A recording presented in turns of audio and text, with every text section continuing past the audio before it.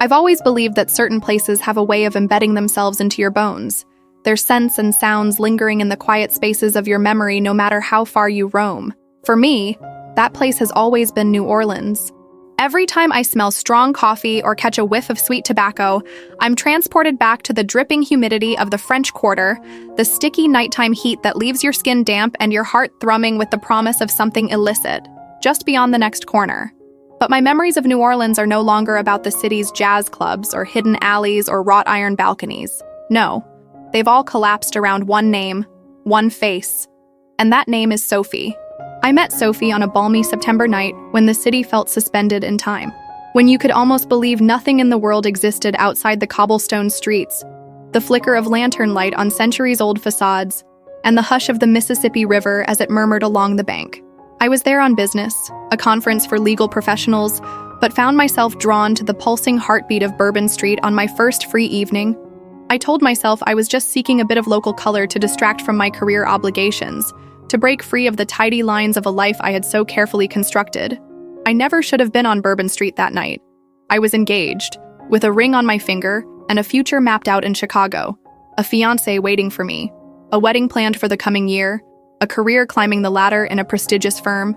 Everything about my life felt stable, unshakable, and certain.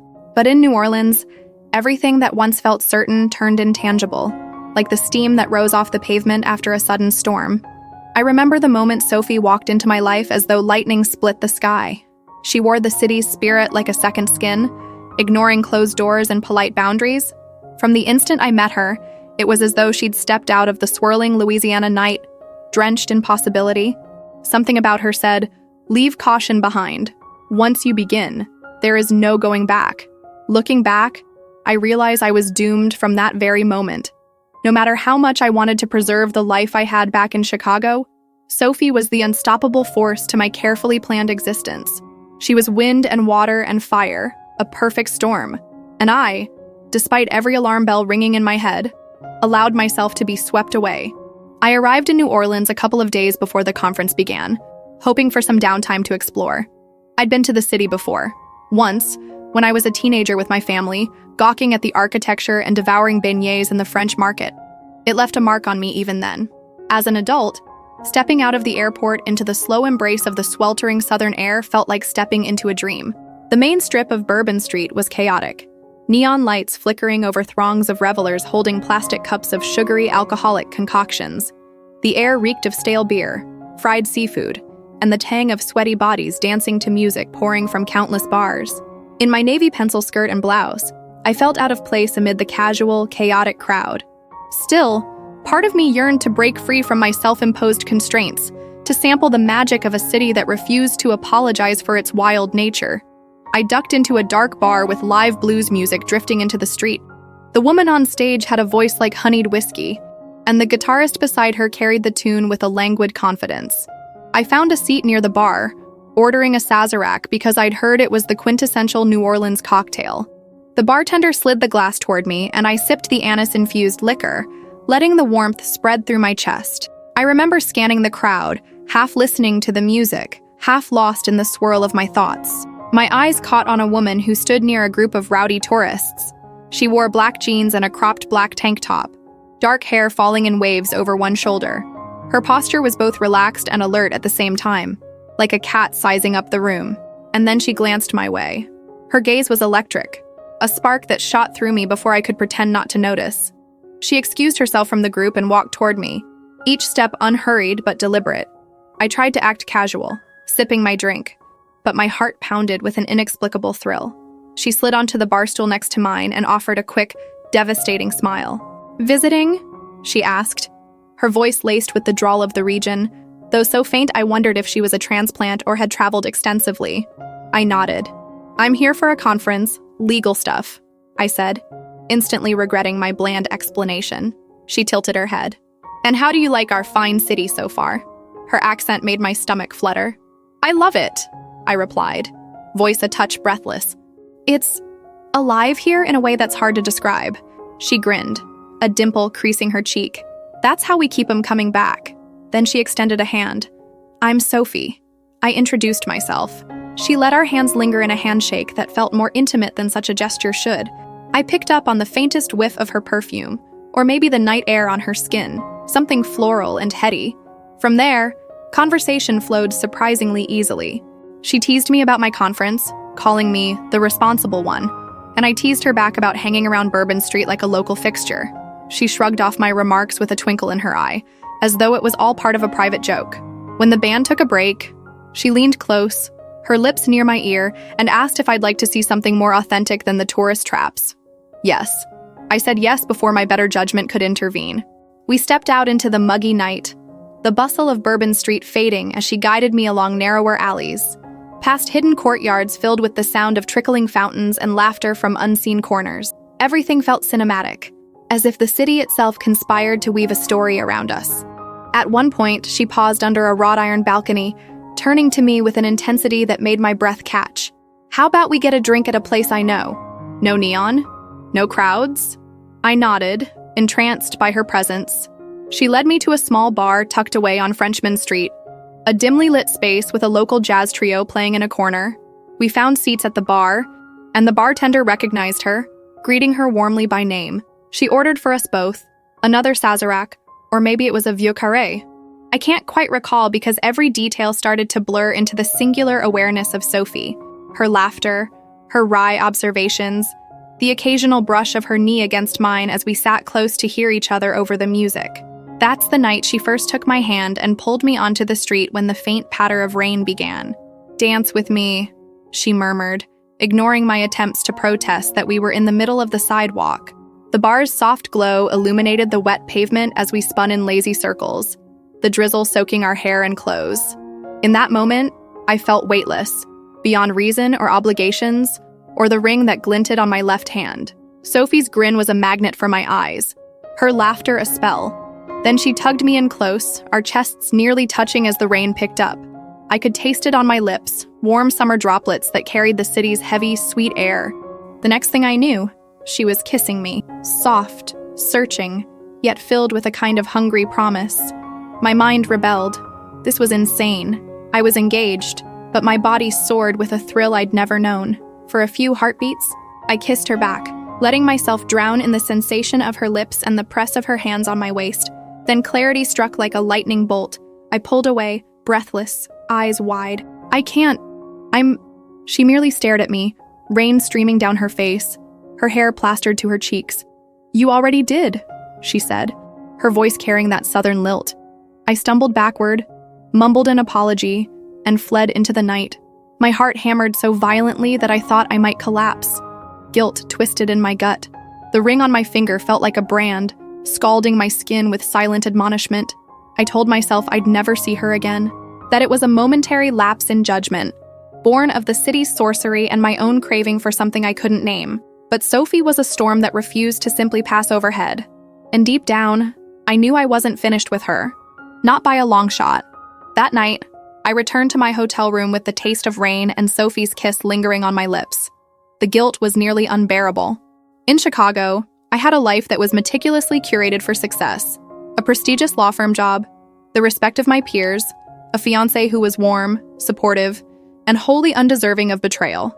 My entire future lay mapped out in that city, waiting for me to return in a week's time with hopefully some new professional connections from the conference. But I couldn't shake the memory of Sophie's grin, or how her voice made my pulse gallop. Whenever I closed my eyes, I felt her touch. I had always seen myself as steady and loyal. Cheating was something other people did, weak people who couldn't appreciate what they had. Yet here I was, thrumming with the aftershock of a stolen kiss. Morning came with a sticky haze blanketing the city. I tried to bury myself in the conference, attending workshops, scribbling notes in my notepad with a focus that bordered on desperate. But my concentration kept slipping. Every time I paused, my gaze drifted to my phone, half expecting a text from an unknown number or something equally improbable. By evening, I was exhausted. I told myself I'd just grab dinner alone and crash early, but the city had other plans. As I walked down a cobblestone street, passing pastel buildings and drooping balconies, a figure stepped out from a doorway. My heart jolted. It was Sophie. She leaned casually against the brick wall, arms folded. "I've been hoping I'd run into you," she said softly. My first impulse was to run. My second was to approach. The latter won out, my feet moving me closer until I stood a few feet away, the tension between us thick as honey. "How'd you know I'd be here?" I asked. She gave a little shrug. "Didn't. But New Orleans is a smaller city than folks think. I had a hunch you might wander this way." Her eyes roamed my face, as though searching for something. Despite every alarm in my head, I found myself wanting to see her again, to hear her speak in that slow, sultry drawl. "I can't," I whispered, even as I edged nearer. "I have a—" She silenced me with a light touch on my wrist, guiding me out of the street traffic. "You have a ring on your finger," she said, her gaze flicking there. "But that doesn't mean you don't have choices." A rush of anger flared in me. "You don't know anything about me," I snapped, bracing for a flippant response. She let her hand fall away, expression unchanging. "You're right, I don't. But I know enough about that kiss, and I sure as hell know what I felt." That disarmed me. My chest tightened with conflicting emotions. I needed to walk away. I needed to hold on to the life I'd built. But her calm certainty made my legs feel like lead. A raindrop spattered on the pavement. Then another. The sky above threatened a heavier shower. She raised an eyebrow. "Want to stand out here and argue in the rain, or you want to grab a coffee with me in the quarter?" My silence was answer enough. She began walking, and I followed. I told myself I'd talk things out, that I'd set boundaries and clarify that what happened was a mistake. But in the quiet, I only heard the echo of my footsteps trailing behind her. We ended up in a small cafe with a chipped sign and worn wooden tables, the kind of place tourists seldom stumbled upon. Only a handful of patrons lingered, sipping chicory coffee, the air tinged with the aroma of sweet pastries and the faint hiss of the old espresso machine. We sat opposite each other at a corner table near a window streaked with raindrops. I clasped my hands in my lap, mind whirling with the impossibility of it all. She asked me about my conference, about Chicago. I answered in clipped phrases, not wanting to encourage her. Yet every time her gaze locked with mine, I felt a pull as strong as gravity itself. Finally, she sighed, leaning back. "Tell me to leave," she said.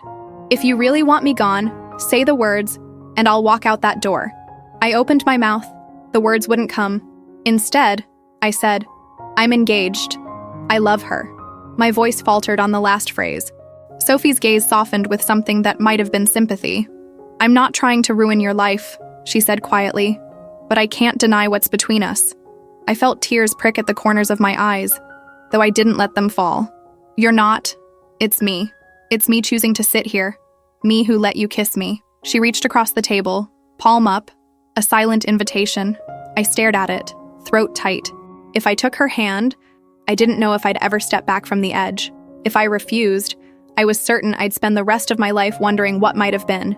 In the end, I let my fingers slip into hers. Her palm was warm, her hold gentle. Lightning crackled across the sky outside, followed by a low rumble of thunder. The city's heartbeat felt synchronized with my own. That was the start of my unraveling. A few days passed in a blur of half-attended conference sessions and clandestine meetings with Sophie. We tried to keep it innocent at first. Morning coffees, strolling the French Quarter, listening to live jazz on Frenchmen Street. Yet there was nothing innocent about the tension that vibrated between us. Late one evening, we ended up by the river.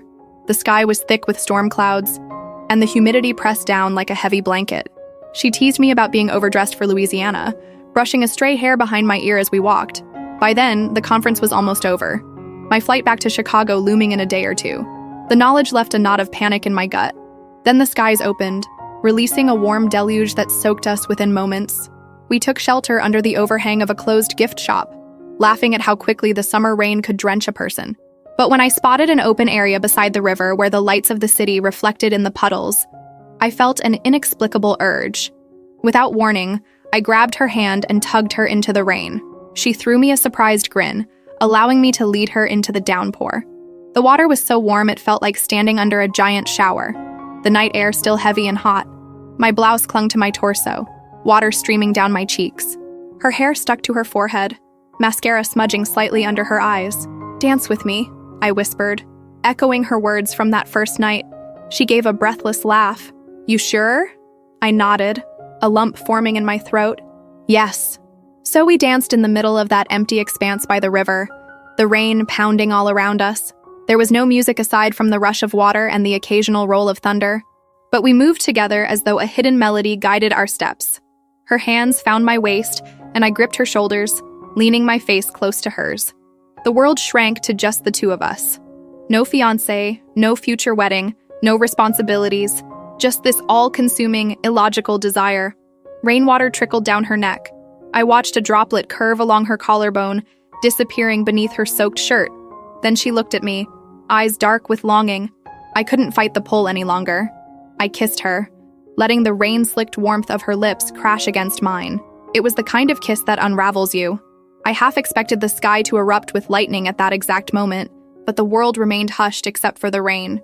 I held her face between my hands, deepening the kiss, ignoring the thousands of reasons I had not to. But the more I let go, the more terrified I became. This was the second time I'd kissed her, and each time, I fell deeper under her spell. If I kept going, I might never return to my old life. Yet something about that possibility both thrilled and horrified me. Eventually, we broke apart, panting, her arms still around my waist. The rain kept pouring, as though trying to wash away everything that anchored me to reason. I can't, I stammered. My voice sounded foreign to my own ears. She studied me. Expression a mix of empathy and something else. Something fierce, like a flame refusing to be doused. Then tell me to go, she challenged. Tears blended with the rain on my cheeks. I shook my head, unable to form a coherent answer. She pressed her forehead to mine. You're killing yourself with guilt, she whispered. I can see it. But you want this too, don't you? Every cell in my body screamed yes. My heart hammered a tattoo that spelled out her name, but the mental image of my life in Chicago lingered in the corner of my mind. My fiancé's kind smile, our shared plans.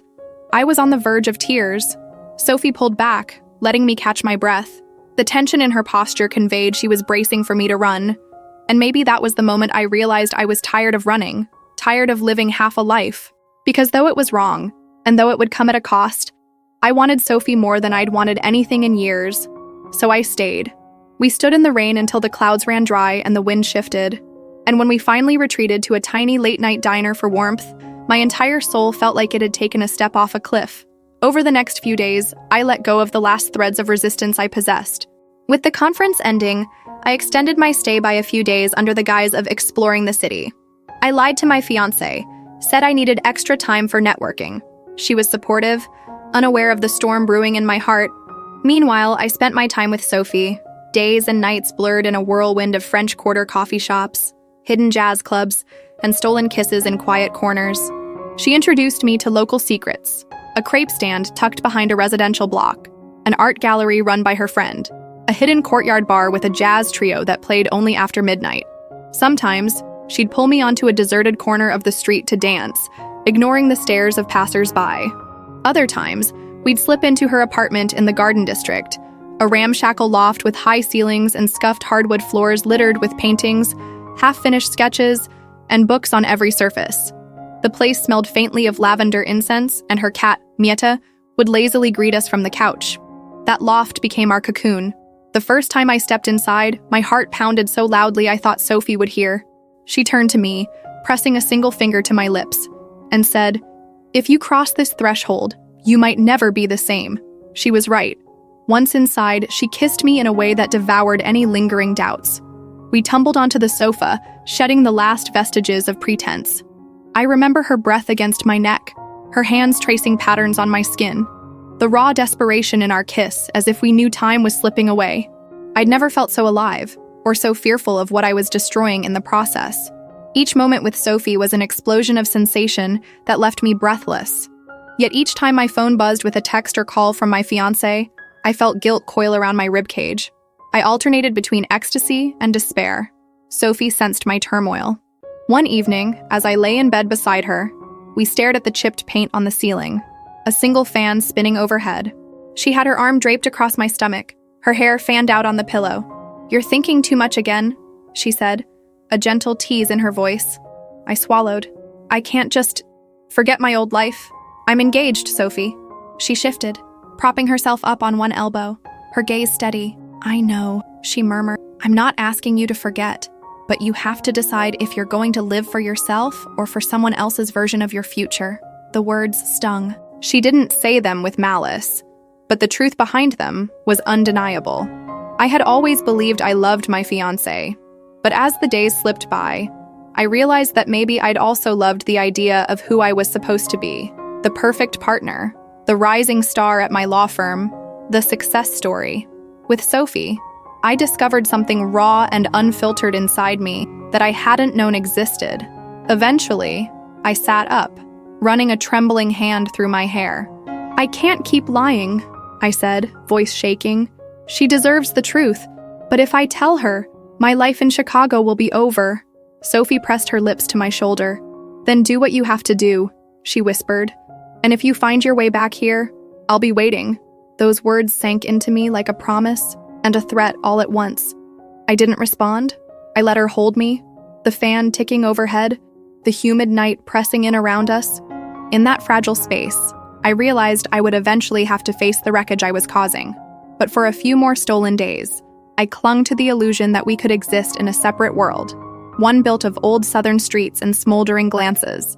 Reality intruded like a sledgehammer, one crisp morning near the end of my extended stay. My fiancé, worried by my increasingly evasive texts and calls, decided to surprise me in New Orleans. I discovered this upon returning to my hotel after a night with Sophie, a night that ended with my phone switched off so I could silence the turmoil in my mind. The instant I walked into the hotel lobby, I saw her there, my fiancé. She stood near the front desk, suitcase by her side, wearing the same uncertain smile I'd grown accustomed to over the years. My stomach plummeted, a burst of panic making it hard to breathe.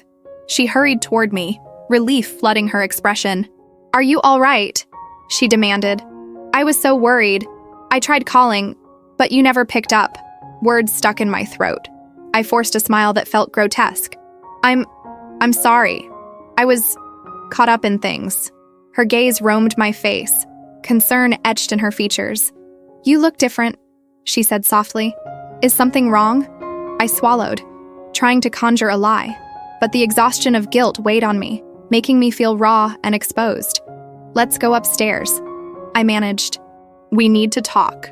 In the elevator, silence pressed around us.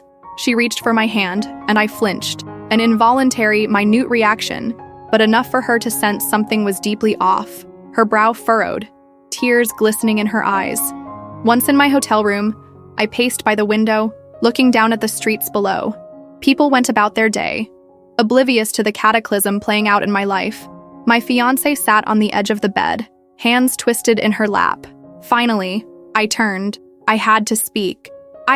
There's someone else," I said, the words rasping out as though they'd been torn from me. The color drained from her face. "What do you mean?" I couldn't hold back the trembling in my voice. "I never planned this. I never wanted to hurt you. But I met someone here, and I let it happen." She stared at me in disbelief, tears slipping down her cheeks. "But we were supposed to get married. We love each other. How could you?"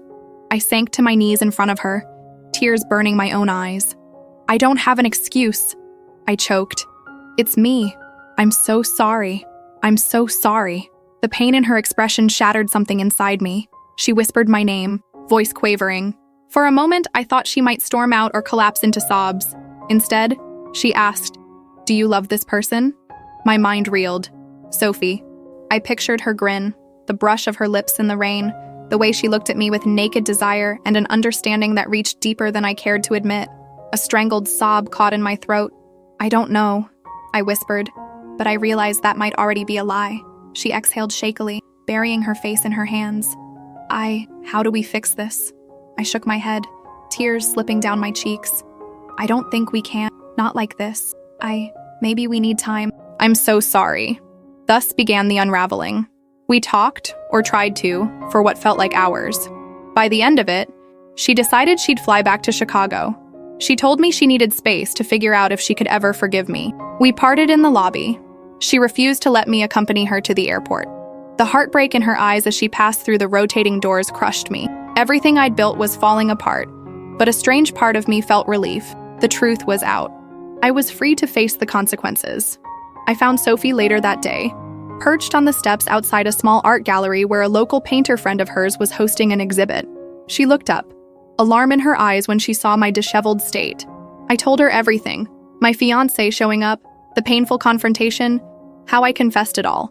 She listened, expression solemn. "So, what now?" she asked. I sank down beside her on the step, exhaustion heavy in my limbs. I ruined my relationship, I said in a hollow tone. I might have ruined my entire life, and I'm not sure I can even blame you. A flicker of hurt crossed her face, but she quickly masked it. I never wanted you to get hurt, or to blow up your life, she said quietly. I stared at the ground, wringing my hands. I know. It's my fault. I let this happen. I chose it. I paused, heart hammering. But I also can't pretend I regret it. Her gaze shot to me, eyes wide. Slowly, she reached for my hand, even though it means everything changes. I nodded, tears threatening again. It already has, I said, voice cracking. I've lost her. And part of me can't see a future in Chicago anymore. Not after what I've done. My friends, my job. Everything is so tangled. Sophie squeezed my fingers. For a few heartbeats, we let the weight of it all settle. Then she spoke, her voice gentle. You can stay here, or go back to Chicago and try to pick up the pieces. My mind spun with possibilities. Chicago was my home, a city of skyscrapers and biting winters, where I'd built my career from the ground up. But returning there would mean facing not just the wreckage of my engagement, but also the hushed judgments of everyone who found out. Could I handle that? Sophie's presence was like a magnet. She was the reason I'd risked everything, yet also the only person who truly understood what I was going through in the moment. A quiet resolve settled in my chest. I don't want to run anymore, I whispered. If I go back, it'll be with the truth out in the open. She nodded, brushing a lock of hair from my face. You're stronger than you think. I let her lead me back to her apartment, where we fell into bed in a haze of grief and longing. Our kisses were desperate, as though we tried to barricade ourselves against the heartbreak that threatened to consume me. I realized I was clinging to Sophie not because she was my safe haven, but because she was the only one who saw the real me in that moment, flawed, lost, searching. I couldn't hide in New Orleans forever. Eventually, I had to face my real life. So, with a heavy heart, I packed my suitcase in Sophie's loft. She sat on the edge of her sofa, watching me fold clothes, her fingers tracing the edge of a battered paperback on the coffee table. When will I see you again? She asked, her voice subdued. I paused, a dull ache pulsing in my chest. I don't know, I admitted. I have to sort out my life in Chicago. My fiancé, ex-fiancé, deserves that conversation. My friends, my job. I need to at least try to salvage what I can, or accept that it's lost. The final hours we spent together were quiet, punctuated by soft caresses and hushed confessions. She walked me to the train station that would take me to the airport, her hand gripping mine until the last possible moment. Take care of yourself, she whispered, leaning in to press a lingering kiss to my lips. If you need me, I'm here. Always. I tried to speak, but words felt inadequate. Instead, I clung to her for one final heartbeat, inhaling her familiar scent, before stepping onto the train. The flight to Chicago was a blur of anxiety. My phone buzzed with messages from friends, from my mother, from colleagues asking if everything was all right. I was numb, unsure how to respond. Once I touched down, I faced the reality. My fiancé had already reached out to our friends, explaining that our engagement was off. The rumor mill churned with hints that I'd been unfaithful. It wasn't long before I discovered that the story had spread at the law firm too. People whispered in hushed corners. A few close friends offered me sympathy, while others kept their distance. My ex-fiancé moved out of our shared apartment, leaving behind a swirl of heartbreak and confusion. Day by day, the wreckage of my old life became clearer. Our wedding was canceled. My ex refused to see me for a while, needing space to heal. Some of our mutual friends chose sides, while others tried to remain neutral. My job remained, but the emotional toll threatened to topple my focus and productivity. Yet in the quiet nights, I found my mind drifting back to New Orleans, to the smell of coffee and sweet tobacco, to the thick, damp air that made my skin glow. Most of all, to Sophie's smile and the thunderous realization that, despite everything, I wasn't sorry I met her, because in letting her destroy my old life, I'd found a version of myself that I never knew existed, a woman capable of passion, risk, and raw truth, even when it carried heartbreak in its wake. I spent weeks sorting out logistics, an official breakup settlement with my ex, returning the ring, splitting our possessions, all the mechanical details of unraveling a life. Through it all, I received sporadic texts from Sophie, brief check-ins that simply read, "How are you?" or "Thinking of you." Each time, my chest clenched with longing.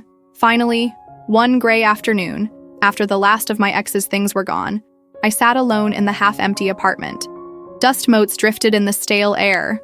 The future I once envisioned was gone, replaced by a gaping unknown. That was when I made the decision. I booked a flight to New Orleans for the next week, tying up the few loose ends I had left at the firm. People thought I was running away, and maybe I was. But I also realized I wanted to see if something real could blossom with Sophie, a relationship unbound by the secrecy that once shackled me. When I arrived in the city, heat enveloped me in a humid embrace. My heart pounded with a mix of anticipation and fear. I texted Sophie the address of a cafe near the Garden District, asking if she could meet me. Her reply was immediate. On my way. She arrived wearing a light sundress, hair pinned up. The moment she spotted me, that slow grin spread across her face. The same grin that first hooked me in a dark bar weeks ago. We stood on the sidewalk, uncertain, until she opened her arms and I stepped into them. "How are you?" she asked, voice thick with concern. I swallowed, tears brimming. "Everything in my old life is destroyed," I whispered. "I can never go back to who I was." She brushed a tear from my cheek. "Would you want to?" I paused, letting the question sink in. Then I shook my head. "No," I said softly. "I wouldn't." Her hand found mine, fingers lacing together. It felt like coming home to a place I'd only glimpsed in a dream. "Then let's see what we can build now," she said. We stood there, the hot air swirling around us, the city humming with its own music. And for the first time, I felt something other than guilt or regret. I felt hope. That day, I looked at Sophie, truly looked at her, and realized that sometimes, to find yourself, you have to let everything burn. You have to dance in the rain with someone who can ruin you, and let them do it because on the other side of that wreckage lies the possibility of an authentic life. I took her hand, letting her guide me into the cafe. Our story beyond that moment would never be free of consequences or challenges, but it would be ours, raw, honest, and born from the ashes of a life I thought I wanted. And you? Would you risk everything for a love that could consume you whole?